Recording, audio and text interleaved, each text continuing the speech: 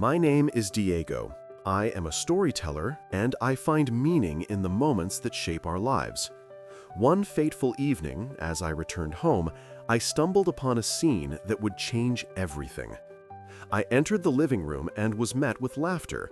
A gathering of our neighbors, Ashley, Michelle, and Robert, filled the space with an unmistakable energy. But the laughter took a sharp turn when I saw my wife, Amanda, standing in the center, her gaze piercing through me. In that instant, I felt the sting of humiliation wash over me. She had been sharing an embarrassing story about me, one I thought was behind closed doors, but now was laid bare for all to hear. As I turned to leave, an idea sparked within me, a bit of mischief mixed with a longing for respect. That night, I left something special on Amanda's pillow. It was a heartfelt letter expressing my feelings, my hurt, my disappointment, and ultimately my love.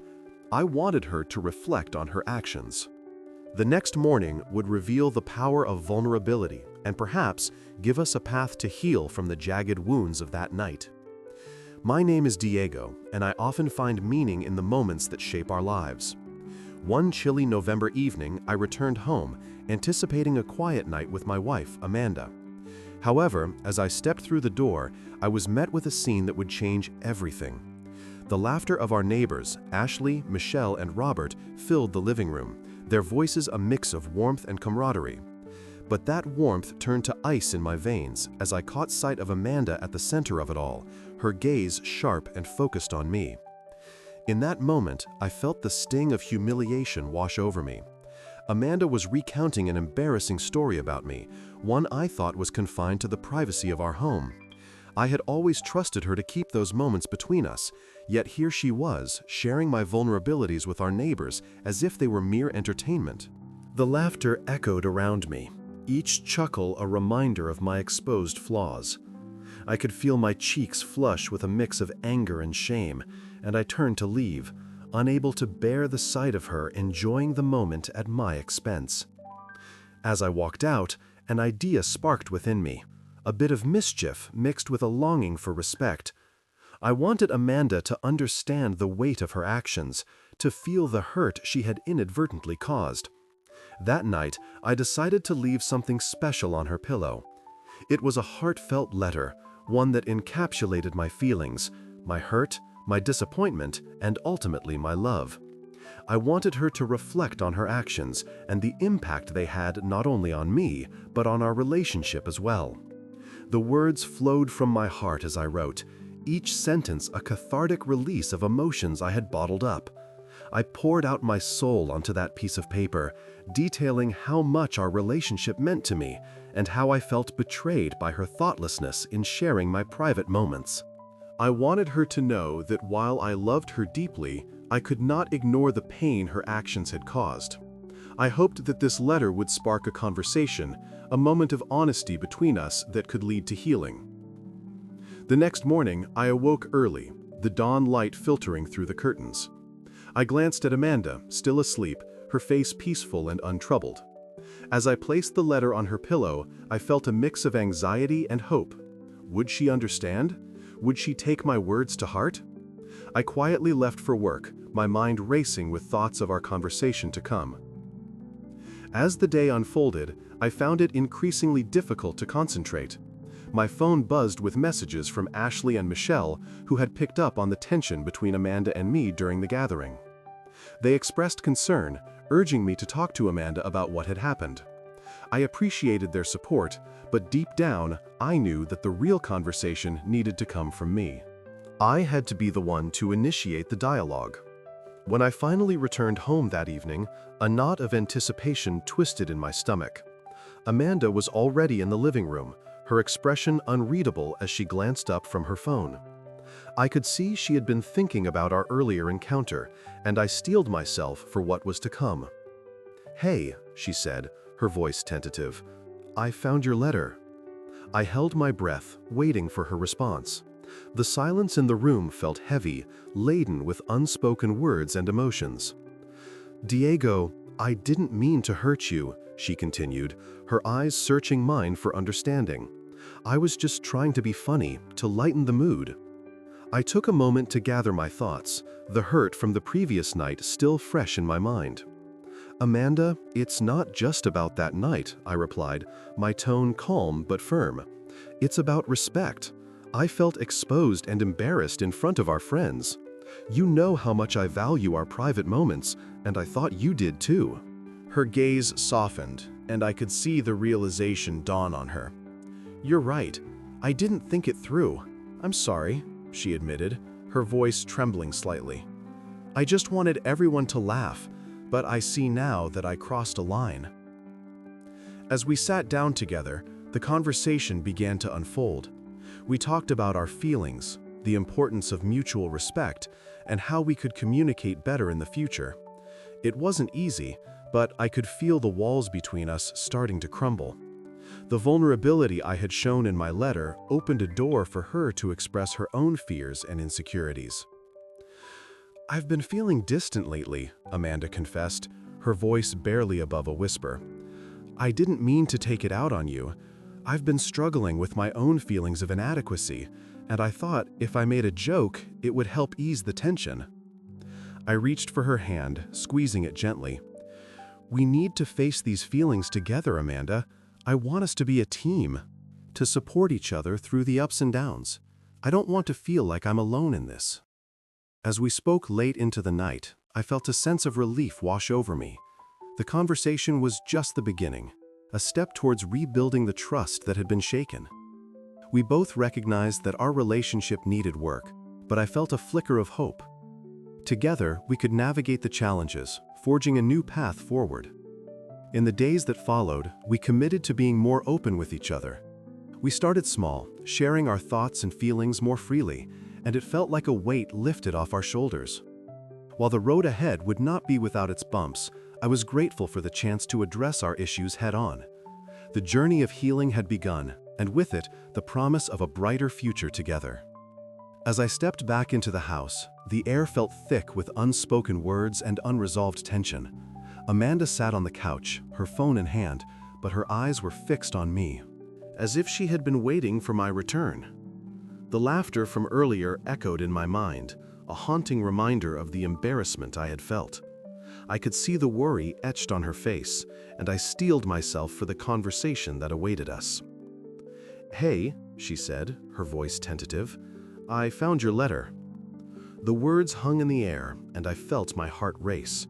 I had poured my soul into that letter, hoping it would bridge the gap between us. I could see the weight of her admission, the acknowledgement of my pain reflected in her eyes. "Diego, I didn't mean to hurt you," Amanda continued, her voice trembling slightly. "I was just trying to be funny, to lighten the mood." I took a deep breath, gathering my thoughts. It was time to address the hurt that had festered since that night. "Amanda, it's not just about that night," I replied, my tone calm but firm. "It's about respect. I felt exposed and embarrassed in front of our friends. You know how much I value our private moments. And I thought you did too." Her gaze softened, and I could sense the realization dawning on her. "You're right. I didn't think it through. I'm sorry," she admitted, her voice barely above a whisper. "I just wanted everyone to laugh, but I see now that I crossed a line." Sitting down across from her, the conversation began to unfold. We talked about our feelings, delving into the importance of mutual respect in our relationship. The vulnerability I had shown in my letter opened a door for her to express her own fears and insecurities. "I've been feeling distant lately," Amanda confessed, her voice trembling as she spoke. "I didn't mean to take it out on you. I've been struggling with my own feelings of inadequacy, and I thought if I made a joke, it would help ease the tension." In the days that followed, we committed to being more open with each other. We started small, sharing our thoughts and feelings more freely, and it felt like a weight lifted off our shoulders. The initial awkwardness gave way to deeper conversations, and I could feel the walls between us beginning to crumble. One evening, as we sat on the porch, watching the sun dip below the horizon, Amanda turned to me with a contemplative expression. "You know, I've realized that I need to be more mindful of how my actions affect you," she said. I don't want to be the source of your pain." I nodded, appreciating her honesty. "And I need to communicate better when I'm feeling hurt. I don't want to bottle things up and let resentment grow." Our discussions became a regular part of our routine, and I could feel the bond between us strengthening. We began to make plans, not just for the immediate future, but for our lives together. We talked about dreams, aspirations, and how we could support each other in achieving them. One afternoon, as we cleaned the house together, Amanda turned on some music, and we found ourselves dancing in the living room. Laughter filling the space that had once felt so heavy. It was a moment of joy, a reminder of the love we shared and the commitment we had to one another. However, beneath the surface, I knew that the journey toward healing wasn't without its challenges. There were moments when old insecurities would creep back in, and I had to remind myself that rebuilding trust takes time. But with every conversation, every shared moment, I felt more confident in our ability to overcome the hurdles. One night, after a particularly long day, we settled into bed, and I could feel the tension from earlier in the week still lingering. "Diego," Amanda said softly, breaking the silence, "I want you to know that I'm truly sorry for what happened. I never want to make you feel that way again." Her sincerity washed over me like a balm, and I turned to face her, searching her eyes. "I appreciate that, Amanda. It means a lot to me. I want us to move forward, but we both have to be committed to this." "Absolutely," she replied, her voice steady. "I'm all in." As I lay there, I couldn't help but feel a sense of gratitude. Despite the pain, we were forging a new path, one that required honesty, vulnerability, and a willingness to confront our issues head-on. In the weeks that followed, we continued to nurture our relationship, exploring new activities together and rediscovering the joy that had initially drawn us to each other. We took weekend trips, tried new hobbies, and spent quality time with friends. Our neighbors, Ashley, Michelle, and Robert, began to notice the shift in our dynamic. They commented on how happy we seemed, and it filled me with a sense of pride. I felt like we were reclaiming our narrative, rewriting our story in a way that honored both our struggles and our triumphs. Yet I knew that the journey of healing was ongoing. There would be bumps along the way, moments that tested our resolve. But as long as we remained committed to open communication and mutual respect, I felt confident that we could weather any storm together. Ultimately, it was the love we shared that would guide us through the challenges ahead. My name is Diego, and I realized that even in the face of humiliation and hurt, there is always a path toward healing and hope. Together, Amanda and I were ready to embrace whatever lay ahead, hand in hand. As I stepped into the airport, the bustling atmosphere surrounded me, but my mind was miles away. I was still reeling from the events of the previous night, where Amanda's thoughtless joke had turned a simple gathering into a moment of humiliation. I had hoped that our conversation would lead to resolution, but the pain of her words lingered in my heart. I was determined to address the issue, but I had no idea how to navigate the complexities of our relationship. I glanced at my phone, the screen lighting up with messages from Amanda. She had been trying to reach me, her texts filled with apologies and reassurances, but I needed space to gather my thoughts. It was amidst this chaos that I unexpectedly encountered Ashley, Michelle, and Robert, our neighbors who had been a constant presence in our lives. They were waiting for a flight, and their cheerful banter drew me in, if only for a moment. "Diego, there you are," Ashley exclaimed, her voice bright and welcoming. "We were just talking about you and Amanda. You two looked like you were having a serious conversation the other night." I forced a smile, not ready to dive into the details of my personal turmoil. "Yeah, we were just sorting some things out," I replied, trying to sound casual. Michelle raised an eyebrow, her expression shifting to one of concern. "Everything okay? You know we're here if you need to talk." I appreciated their support, but I wasn't ready to share the depths of my feelings. "It's just a rough patch. We'll get through it," I said, hoping to brush off their inquiries. As we chatted, I noticed Robert glancing at his phone, his expression suddenly changing. "Guys, I just got a message from Diego. he said, his tone shifting to something more serious. She wants to meet up. Apparently, she has something important to share. Ashley and Michelle exchanged glances, clearly intrigued. "What's going on?" Michelle asked, leaning in closer. "I'm not sure," Robert replied, his brow furrowed, "but she sounded upset. I haven't seen her in a while." The mention of Diego caught my attention. I knew she and Robert had a complicated history, and I could sense the tension building. "Maybe you should meet her," I suggested, wanting to divert my own thoughts for a moment. "If she's reaching out, it must be significant." Robert nodded, though uncertainty lingered in his eyes. "Yeah, I think I will. It's just complicated." As the conversation continued, I found myself drawn into their world, momentarily escaping my own troubles. But the weight of my unresolved feelings for Amanda remained heavy on my heart. I couldn't shake the image of her humiliation from my mind, nor could I forget the laughter of our friends that had cut deeper than any knife. Suddenly, I was jolted from my thoughts as Amanda appeared at the airport entrance, her eyes scanning the crowd. My heart raced, and I felt a mix of emotions: fear, anger, and a flicker of hope. She spotted me and walked over, her expression a blend of determination and vulnerability.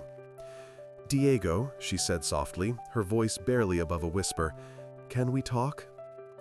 The air between us crackled with tension as I nodded, stepping aside to a quieter corner of the terminal.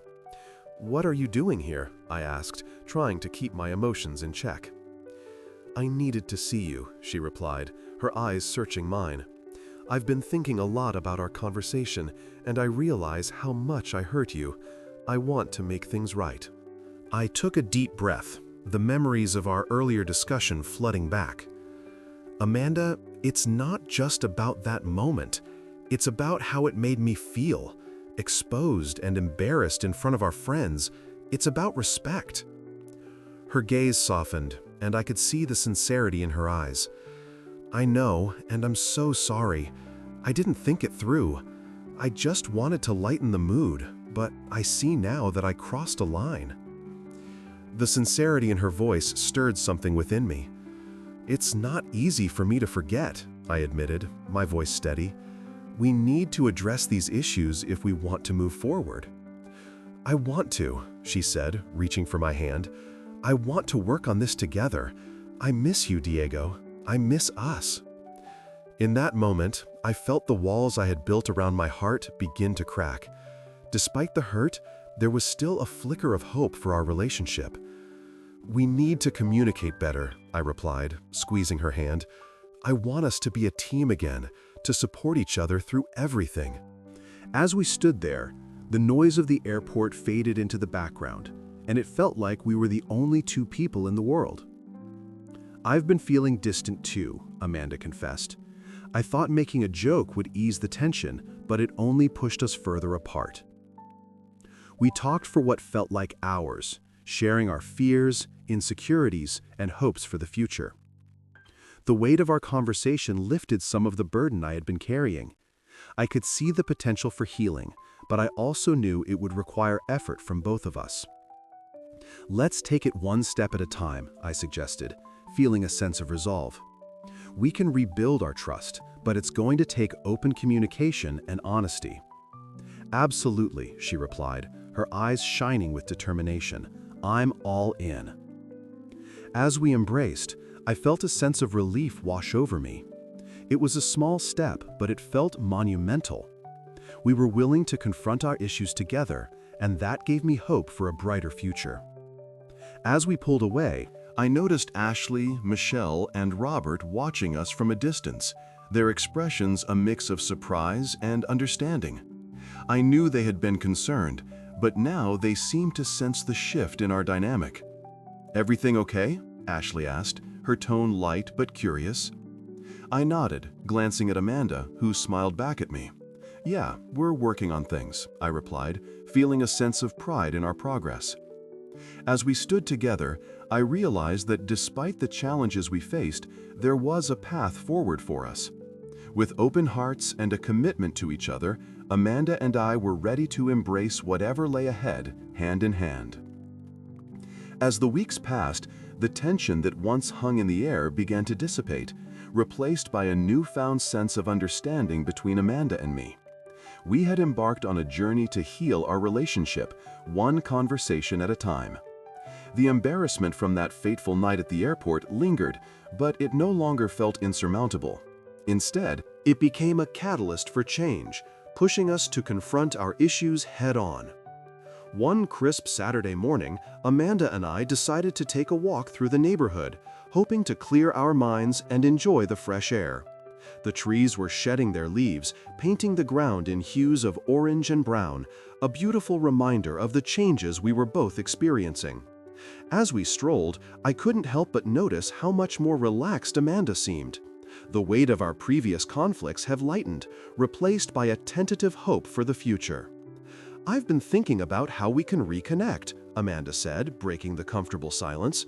"What if we try something new together, something we've never done before?" I turned to her, intrigued by the idea. "Like what? A cooking class, or maybe hiking?" She chuckled, her eyes sparkling with excitement. "How about a dance class? I know it sounds a bit cliché, but I think it could be fun. We could laugh, and it might help us let go of some of the tension." I smiled, imagining us clumsily stepping on each other's toes in a dance studio. "You know what? I'm in. Let's give it a shot." We spent the next few days researching local dance classes, finally settling on a salsa class that promised to be lively and entertaining. As the day approached, I felt a mix of excitement and nerves. Dancing was not something I had ever considered as a way to connect, but I was willing to try anything to strengthen our bond. The night of the class arrived, and Amanda looked radiant, her enthusiasm infectious. We entered the studio, the air filled with music and laughter. As we began to learn the steps, I quickly realized that I had 2 left feet. But Amanda was patient, guiding me through the movements and laughing at my awkwardness. It felt lighthearted and joyful, a stark contrast to the heaviness that had characterized our recent interactions. By the end of the class, we were both breathless from laughter, and I could see the spark returning to our relationship. It was a small victory, but it felt monumental. As we left the studio, I pulled Amanda close, whispering, "I'm really glad we did this." "Me too," she replied, her smile radiant. "It feels good to share something fun together again." As the weeks turned into months, our commitment to rebuilding our relationship deepened. We continued exploring new activities, from weekend hikes to cooking experiments at home. Each experience brought us closer, creating shared memories that began to overshadow the pain of the past. During this time, our neighbors, Ashley, Michelle, and Robert, observed our transformation with a mix of curiosity and encouragement. They often invited us over for dinner or game nights, which provided us with a supportive environment to continue nurturing our relationship. As we laughed and shared stories, I could see the concern they once held for us shift into admiration for our progress. One evening, as we gathered in their living room, Ashley leaned in with a playful grin. "You two seem different. It's like you found a new spark." I exchanged a glance with Amanda, both of us feeling a sense of pride in how far we had come. "We've been working on things," I admitted. "It hasn't always been easy, but we're committed to making it better." Michelle nodded, her expression warm. "That's so inspiring. It's great to see you both so happy." Robert chimed in. "Honestly, I think it's amazing that you're willing to put in the effort. Not everyone does that." Their words filled me with gratitude, reinforcing the belief that we were on the right path. It wasn't just about avoiding conflict, it was about embracing vulnerability and being open to change. However, as much as things improved, I knew that healing was not linear. There were still moments of doubt and insecurity that crept in, especially during quiet evenings when old memories would resurface. But Amanda and I had learned to communicate openly about our feelings, using those moments as opportunities for deeper connection rather than allowing them to drive us apart. One night, as we settled into bed after a long day, I turned to Amanda, my heart heavy with an unspoken concern. "I've been thinking, we've made so much progress, but I still worry about slipping back into old patterns." She looked at me, her expression serious yet understanding. I worry about that too, but we can't let fear hold us back. We've come this far, and I believe we can keep moving forward. Her words resonated with me, and I felt a renewed sense of determination. You're right. As long as we keep talking and being honest, we can navigate anything together. Exactly, Amanda replied, her voice steady. I'm committed to this, Diego. I want us to thrive, not just survive.